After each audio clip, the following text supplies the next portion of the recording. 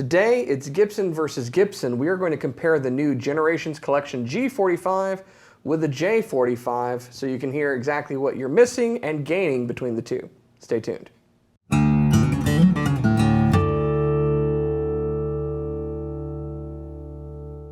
Hey, you're watching Alamo Music TV. My name is Chris McKee. And I'm Coop Greenberg. We're here with Alamo Music Center in San Antonio, Texas. You can find us online at alamomusic.com. If you're new to the channel, make sure to subscribe, turn on notifications, and like our videos. If you'd like to support the channel, visit our spring store link below for our custom designed t-shirts. So in this J-45 versus G-45, admittedly, this is a J-50, but it's the same thing. It's just a different finish. If you don't know, we actually did a video talking about that once. And you can click on that link up there. And the difference between the J-45 and J-50, if you don't want to watch the whole video, is this isn't natural. That's it. And we're out of J-45s, like most of the world right now.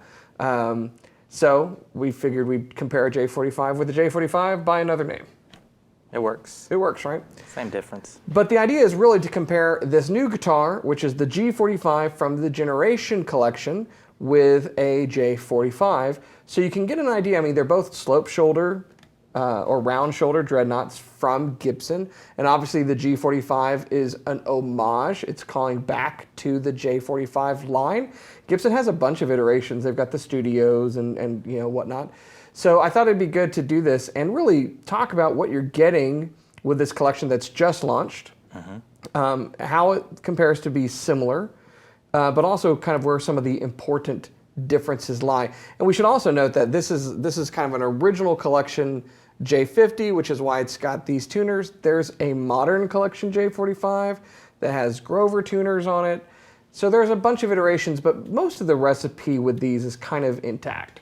Yep. So you just now sat down, got to play this for the first time. We did a live stream this past week when these launched, because that's as soon as we could do a video on them when Gibson shipped them to us. Yeah. So I've got to spend some time with them. But before we get into specs and everything, I wanted to hear your initial thoughts. Yeah, you know, first time playing it, I haven't even touched the other ones in the Generation series. This collection, exactly. So this would probably be the first one that I'd want to try out anyway, because I love a J-45. The G-45s of yesteryear were the standard super cool studio and popular, and they were great guitars. And when I first tried that one out, when it came out, I was like, man, this is awesome. So is this a player port? It's called the player port. Player port, not a sound port. It's a sound port for the player, so Exactly. the player port. Yeah, so that's obviously It's also for getting your picks out. Yeah, yeah. And new guitars smell great, so it's like a whole kind of scratch and sniff thing. It is really nice. I wasn't sure what I was going to think about it. Sound port on, say, some Taylors, like a K26 or, you know, 326. Or 816. Yeah, all those. They're cool, and I definitely enjoy them, but it doesn't make it super easy for you to hear what's coming out of it. Right. The experience is subtle. Yeah, this is, I think, such a nice experience for the player. Literally in your face. Yeah, it's very in your face. And, you know, I was playing, and as I was playing, Chris, like, covered it up so we could hear the difference right there. It's really interesting difference. It's dramatic. Yeah, how different it is. And I'll say this, you know, when Andy Powers did his, I think they're still determining the name, beveled cutaway sound port, ? Yeah. One of the things they talked about was he wanted to make sure that you had this to have this kind of surround sound experience, but that it didn't introduce maybe things that you didn't want, certain frequencies that you didn't want, or accentuate things that the guitar wasn't actually doing. I get what he's saying. On this, I wonder, and we've kind of talked about this, if its location actually does make the guitar sound more bassy to the player than it actually is. Like, do you get more bass frequencies? Probably, and it definitely sounds loud when you're playing the guitar. It's a loud guitar, but I think that's okay. I mean, you know, maybe that's not a true representation of what's coming out of the sound hole, but that's all right. You're getting to enjoy it, which I think is the point. That's why it's called the player port. Yeah. So I like there's that definitely a lot of volume and bass that comes out of it. There's also a thing that a lot of people say when you have big old preamps that would be placed in the same area, like anything you add on to the guitar is going to change the sound. Anything you take away, it changes the sound, but it's not in like a bad way. You know, it's like a very interesting experience to play it. Yeah, I think you have to be strategic with it. Yeah, I mean, look, I'm not a guitar builder by any stretch, but I've geeked out enough on the internet and picked a lot of brains to understand the way that you build even the sound hole affects how the guitar breathes. GS Minis have bigger sound holes than standard size Taylor guitars, for instance. Was it the Santa Cruz? Tony Rice has a bigger sound hole. Martin's made certain dreadnoughts over the years with bigger sound holes. And it affects things because as the air escapes, the guitar's response is going to be different. If you put those all over the place, I think it would be bad for the guitar, right? Because then the sound's going everywhere. You'd get weird frequencies, so I get that. But I do think that this works from a player experience. Yeah, it's just super cool. I would encourage anybody to, if you can, get one in your hands and try it because it's really wild. Also, I don't think anybody's ever been able to, as they're playing, see from behind the strings. Yeah. It's just cool to watch, you know. It is cool. On our live stream, I put it up to the camera, and it does look like the apartment you can't afford. It's so pretty inside. And I do love that you can see the scalloped bracing. Yeah. So let's talk about some other things that are different on this guitar. So first of all, there's no binding. That's something we've been seeing on a lot of US-made, lower-price instruments. You know, that lack of binding basically is just a shortcut in the manufacturing process. And if you don't realize this, the more steps and hands-on time is on a guitar, the more expensive it's going to be. That's basically all it is. And all binding is really there for is protecting the guitar. So, you know, arguably the side of the guitar is more vulnerable to a smack, you know, but otherwise it's ornamentation and protection.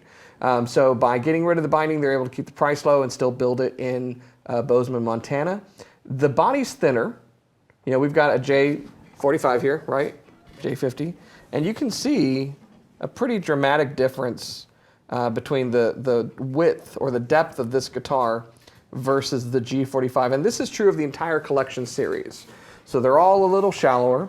They're all featuring walnut, which is interesting because that's a wood that we've seen on the J-15s. Yeah. You know, as well as other kind of studio models of Gibsons in the past. And walnut I find as a really nice tone wood. It's basically if mahogany and maple had a baby. And the kid ended up having all of that high end of maple and some of the mid-range of mahogany. Yeah. And that's basically what walnut is. So you get a lot of brilliance, but you get some more warmth out of it than you would with maple. The neck plays really great.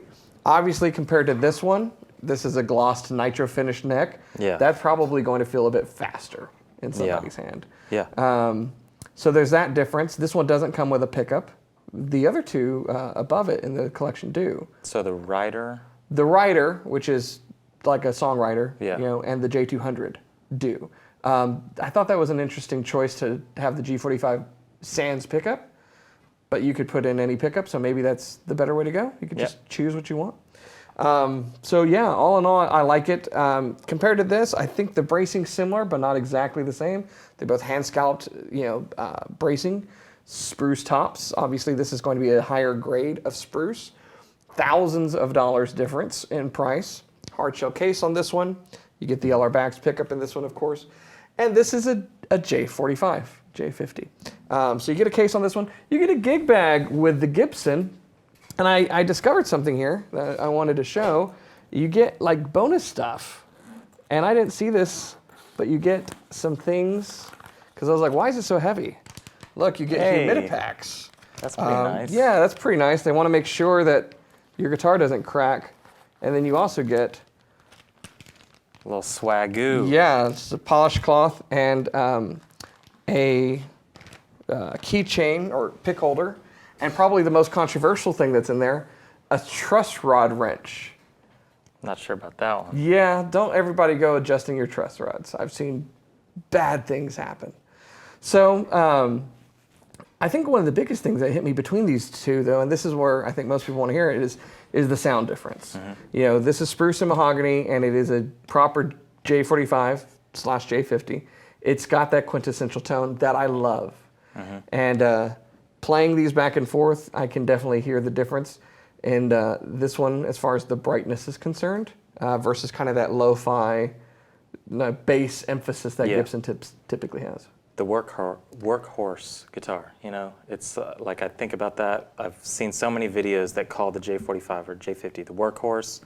It's like that, fits right in, definitely mid-range, but like kind of fits any style you could possibly have. This is definitely a bright guitar, but I think there's a certain place for that too, for a lot of, you know, if somebody's leading a band, strumming big chords, they want to cut through, it's a nice sound. Yep. Leads sound really good on this too. But it really does. So I'm going to put through its paces, playing the same things. Take a listen for yourself, put on your headphones and turn up your ears so you can hear and see if you can pick out the differences between these two. Check it out.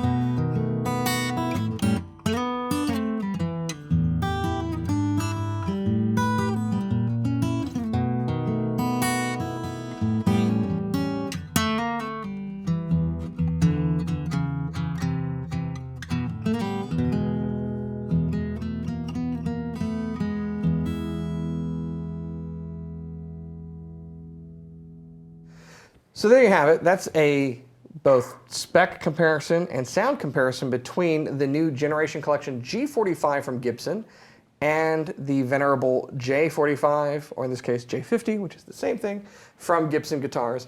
I think this is a compelling guitar, particularly for the price.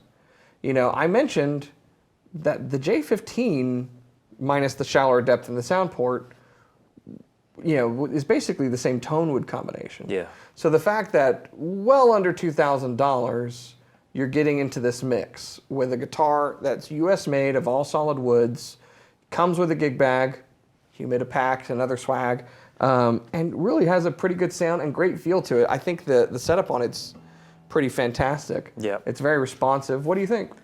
I like it for sure. I'm eager to play the other ones too, but I was definitely upset when they discontinued the previously. Yeah, we were too. We sold a ton of them. Yeah, we sold so many of those guitars. Both the G-45 Studio and Standard were very cool, and I do think this is just overall an upgrade. You know, it's really nice guitar. I think it looks really sharp too.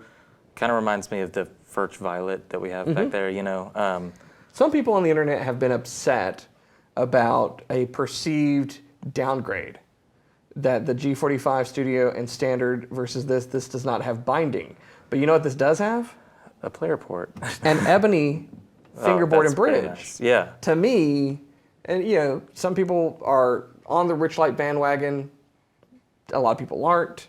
I think Gibson tried to have that for many, many years, tried to justify it. And most people are just not down with Richlight. They'd prefer wood, whether it was rosewood or walnut or ebony, preferably. And so they have some striped ebony that's available in this series. And I personally, both from the feel and the later refrettability of it, prefer it. So. Yeah, that's totally fair. And I think that it all comes back to the experience that you were talking about with, say, if you're sitting on the couch or if you're, you know, songwriting and you really want to hear a much more compelling tone of your own instrument. I think that's really the biggest upgrade that there is. And it doesn't, like if you're looking at it head on, you don't really notice it or see it. You know, it's really just for the player, which I think is a unique perspective to take instead of, you know, the Andy Powers style where it's enhancing the audience's, you know, right. like Or it's just a more subtle change. Yeah. The other thing is if you're taking care of your guitar well, keeping it in the case, not smacking it around, the binding is an aesthetic thing, you know, and I do like on certain guitars like this or, you know, certain Taylors where there's not binding, you can see like the craftsmanship of how tight those lines are. I mean, how crisp the edges. It's almost like a showing off kind of thing of how well the cuts are made and all that and how they're assembled. I think it's a nice look. If you were to look down and see gaps or anything, then it'd be like, okay, but they're really well made, so. Yeah, everything's really solidly put together. There's really no quality concerns. One of the interesting aspects about being able to look in the guitars, you ever look in some guitars and you see these globs of glue, you know, they've been pressed out and like nothing here, everything's super clean. Yeah. It's pretty impressive.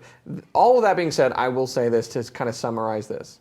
If you're looking for a J-45 style guitar with J-45 money, you're probably not going to be intrigued by this guitar to a great extent.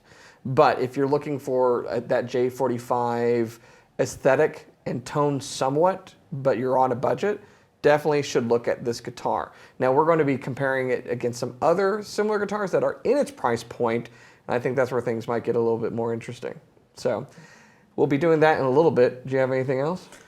No, I just think they're cool. I'm hopefully we can get the stock in to do an SJ200 versus, you know, the G200 and, you know, Songwriter versus the Rider, because all of those are worthy to make, and there's so many other things in between. J-45 Studio, J-15. Hopefully we'll be seeing more Gibsons coming in. Send us more Gibsons. To do all those comparisons. JC, if you're watching this, come on, Doug. We need more guitars. Yeah. So cool. Yeah, I think they're fantastic. If you want to know more information about this new series, go to our website at alamomusic.com where we have all 4 models of the collection series up. And as I said, we'll be doing more comparison videos like you've mentioned and other guitars that are in its price point. So if you haven't already, make sure that you subscribe and turn on your notifications to follow our channel and learn when those become available. If you liked this video, make sure you click the like button. And if you'd like to hang out with us outside of YouTube, we are doing a Patreon channel, and there's information in the description that you can learn about all of that stuff. Pretty good, right? Pretty good. At the end of the day, I always say the very best guitar in the world is the J-45 when you're playing blues runs. But outside of that, it's really the one that you're playing. So make sure you keep playing. Thanks for watching, and we'll see you next time.